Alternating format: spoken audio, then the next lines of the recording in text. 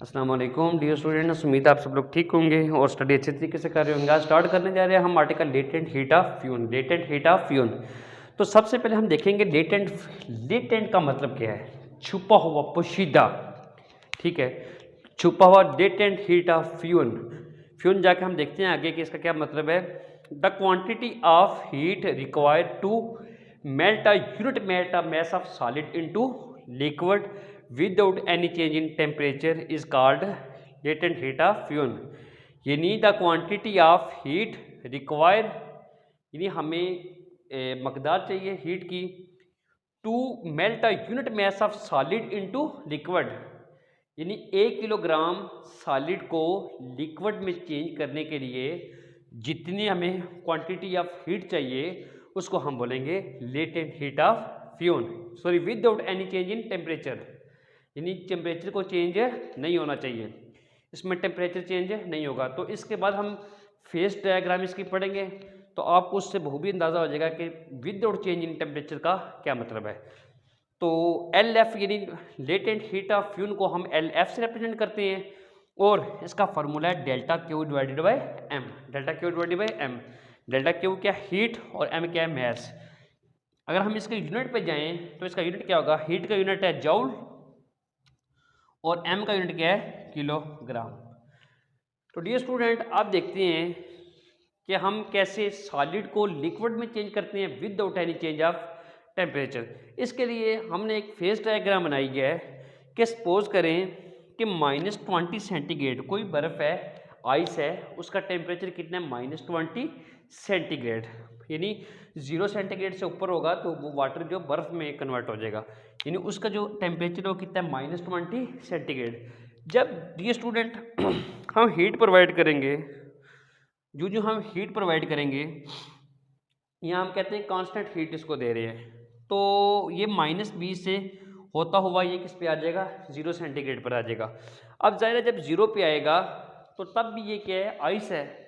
यानी हमने देखा था लास्ट आर्टिकल में, लास्ट चैप्टर में, कि वाटर का जो फ्रीजिंग पॉइंट है वो 0 सेंटीग्रेड और बॉइलिंग पॉइंट क्या है 100 सेंटीग्रेड। तो डियर स्टूडेंट, जब 0 सेंटीग्रेड पे वाटर पहुंचेगा, सॉरी ये जो सा 0 सेंटीग्रेड पे टेम्परेचर पहुंचेगा वाटर का, तो वो तब भी बर्फ़ होगी। अब डियर स्टूडेंट्स, अब वाटर से चलो 0 सेंटीग्रेड तक तो पहुंच गया, मैक्सिमम वो जितना पहुंचना है उसने पहुंच गया। अब ज़रा 0 से आगे अगर गया तो उसने सॉलिड से अब किस में कन्वर्ट होना है, लिक्विड में। बेसिकली जो बर्फ़ है, बर्फ़ सॉलिड फॉर्म में है। अब सॉरी, सॉलिड से उसने किस में जाना है, लिक्विड में जाना है। सॉलिड से किस में जाना है, लिक्विड में जाना है। अब जो आइस थी वो किस फॉर्म में थी, सॉलिड फॉर्म में। तो अब ये स्टूडेंट जब इधर तक पहुंचेगा 0 सेंटीग्रेड पे, तो कुछ देर के लिए ये अचानक इसकी ये जो स्टेट चेंज नहीं हो जाएगी। अब कुछ देर के लिए इधर टेम्परेचर मेंटेन रहेगा, यानी टेम्परेचर मेंटेन रहेगा, ये इसमें तब्दीली नहीं आएगी। तो जब ये कुछ देर के बाद ये जो सा सॉलिड है, सॉलिड ये लिक्विड में कन्वर्ट होना शुरू हो जाएगा। कुछ देर के बाद लिक्विड में कन्वर्ट होना शुरू हो जाएगा, यानी जब -20 सेंटीग्रेड से 0 सेंटीग्रेड पर पहुंचा तो उसके बाद कोई इसका फेस चेंज नहीं हो, कुछ देर के लिए इसका फेस चेंज नहीं हुआ। अब क्यों फेस चेंज नहीं हुआ, क्योंकि इसको थोड़ा टाइम लगता है एक स्टेट से दूसरी स्टेट में जाने के लिए। अब ये इधर पहुंचा है सी पे, यानी सॉलिड से सी पे पहुंचा है, यानी पहले सॉलिड आइस फॉर्म में था, अब सॉलिड में पहुंच गया है। अब ये स्टूडेंट सॉलिड से, यानी इसका जो टेम्परेचर है 0 से ऊपर गया है, 0 से अप गया है। तो अब जब 100 सेंटीग्रेड तक ये इंक्रीज होता जाएगा, होता जाएगा, होता जाएगा। अब जाहिर है कि वाटर का जो बॉइलिंग पॉइंट है वो क्या है 100 सेंटीग्रेड। वाटर का बॉइलिंग पॉइंट 100 सेंटीग्रेड और फ्रीजिंग पॉइंट उसका क्या है 0 सेंटीग्रेड। यानी जब बॉइलिंग पॉइंट पे आएगा, इसके बाद जाहिर है कि उसने किस में कन्वर्ट होना है, स्ट्रीम में। 0 पहले -20 से 0 पे गया, 0 के बाद हमने देखा तो उसमें कोई इतनी जल्दी फेस चेंज नहीं हुआ, कुछ देर के बाद फेस चेंज हुआ है। लिक्विड से फिर किस में गया, लिक्विड से, यानी इधर से, यानी आइस है, आइस के बाद वो किस में कन्वर्ट हो गया, लिक्विड में। अब जब लिक्विड में कन्वर्ट होता है, यानी मैक्सिमम एक वक्त आता है, यानी वाटर का जो बॉइलिंग पॉइंट है वो 100 सेंटीग्रेड है, तो 100 सेंटीग्रेड के बाद वो किस में कन्वर्ट होना चाहिए, स्टीम में कन्वर्ट होना चाहिए। किस में कन्वर्ट होना चाहिए, स्टीम में। अब जब वाटर से यानी boiling point of water 100 centigrade maximum, अब जब वाटर से जिस तरह हमने देखा कि इधर हमारे पास फेज चेंज इतनी जल्दी नहीं हुआ, इसी तरीके से इधर भी हमारे पास जब वाटर से स्टीम में जाएगा वो इतनी जल्दी फेज चेंज नहीं होगा, इसके लिए कुछ टाइम लगेगा। तो डियर स्टूडेंट इधर भी कुछ देर के लिए ये फेज चेंज नहीं होगा। फिर उसके बाद 100 सेंटीग्रेड के ऊपर जब टेम्परेचर जाएगा तो हमारे पास वो क्या कन्वर्ट, वो वाटर किस में कन्वर्ट हो जाएगा, स्टीम में कन्वर्ट हो जाएगा। यानी हमने देखा कि ए से बी तक जो सी आइस है वो किस में कन्वर्ट हुई, वाटर में। अब बी से सी तक वो इतनी जल्दी उसका फेज चेंज नहीं हुआ, तो अब सी से डी तक उसका फेज चेंज हो गया, यानी वाटर जो है आइस जो सी है वो किस में कन्वर्ट हो गई है, वाटर में। अब डी से ई तक उसका फेज चेंज फिर नहीं होगा, यानी सरप्राइजिंग नहीं होगा। अब ई से आगे जाएंगे तो वो किस में कन्वर्ट हो जाएगा, स्टीम में कन्वर्ट हो जाएगा। तो इससे आगे हम देखते हैं क्या होता है। तो डियर स्टूडेंट हमने जो स्टार्ट में पढ़ी थी definition latent heat of fusion, क्या थी, the quantity of heat require to melt a unit mass of solid into liquid, यानी सॉलिड से कितना लिक्विड में आया है। तो हमारे पास ए से बी स्टेट चेंज हुई है, हम ये कह सकते हैं क्यू ए बी, यानी हीट चेंज हुई है ए से बी की तरफ।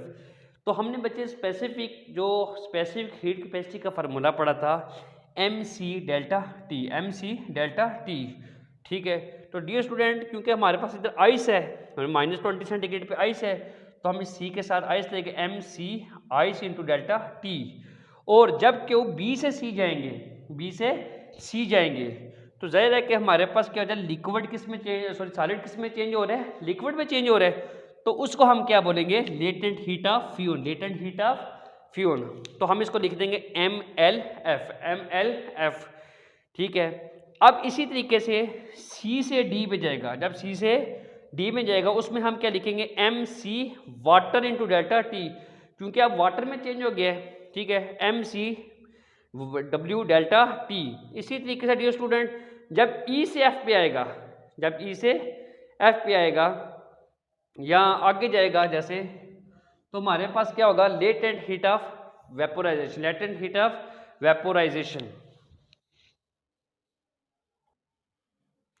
तो डियर स्टूडेंट्स हमने देखा कि सॉलिड से लिक्विड में कन्वर्ट हुआ है, लेकिन हमें कुछ टाइम लगा है कि यानी फेज चेंज करते हुए। इसी तरीके से जब लिक्विड से स्टीम में जाना है तो क्या होगा, फिर भी हमें थोड़ा टाइम लगेगा। तो हम इधर लेटेंट हीट ऑफ वेपोराइजेशन की डेफिनेशन इस तरह करेंगे, the quantity of heat required to melt a unit mass of liquid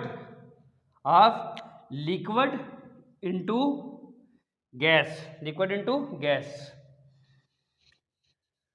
यानी हम क्या काम करेंगे, लिक्विड से किस में अब हमने जाना है, गैस में। यानी लेटेंट हीट ऑफ वेपोराइजेशन में हम जाते हैं लिक्विड से गैस की तरफ, जबकि हीट ऑफ फ्यून में हम किधर जाते हैं, सॉलिड से लिक्विड की तरफ without any change of temperature. तो हमने इधर देखा कि हमारे पास